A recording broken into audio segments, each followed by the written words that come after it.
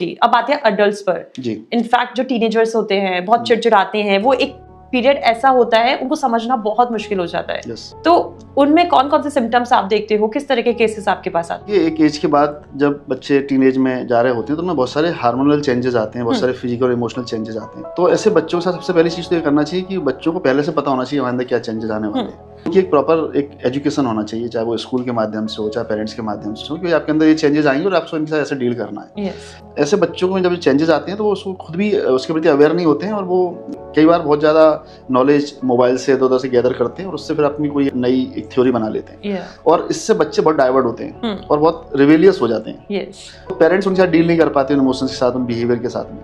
तो टीनेज वाले बच्चों में ज़्यादातर जो प्रॉब्लम्स आते हैं वो आते हैं कि उनको बहुत ज़्यादा एक इमोशनल अवेलेबिलिटी चाहिए किसी की।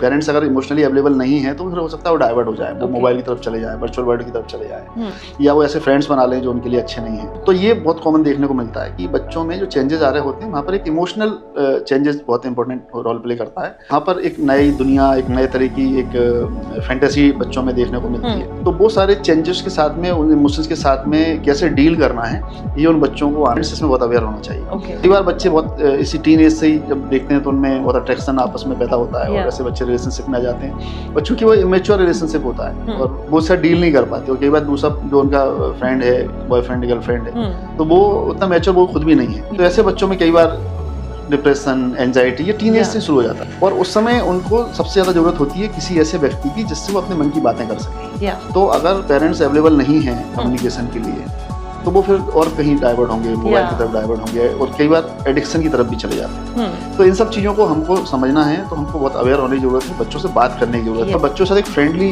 रिलेशनशिप डेवलप करने की जरूरत है। तो अनकंडीशनल रिलेशनशिप होना चाहिए। पेरेंट्स हमेशा ये बच्चे हमेशा एक शिकायत करते हैं कि हमारे पेरेंट्स हमको जज करते हैं, ये हमारे साथ कंडीशनल है, मतलब उनका कि वो हम उनको कोई बात बताएंगे तो उनको बताने से पहले ही हमारी गलतियां पहले निकाल दें। तो ये नहीं करना है, पहले बच्चे को सुनना है, उसकी प्रॉब्लम को समझना है, पहले उसको एक्सेप्ट करना है ना, कि कोई बात नहीं होता है, इस एज में हमारे साथ भी हुआ है, तो इसका डील कैसे करना है उस पर फिर डिस्कस करना है। लेकिन अगर आप उसको बोले कि तुम्हारी गलती है, तुम ऐसा करने नहीं चाहिए, तुम्हें कब से जाते थे, हम तो पहले ही बोलते हो तुम ये सब कर रहे हो, गलत है, ऐसा वैसा, तो लगता है हमको जज कर रहा है, फिर बच्चा एक डिस्टेंस मेंटेन कर लेता है और फिर वो डील नहीं कर पाता उन चीज़ों से।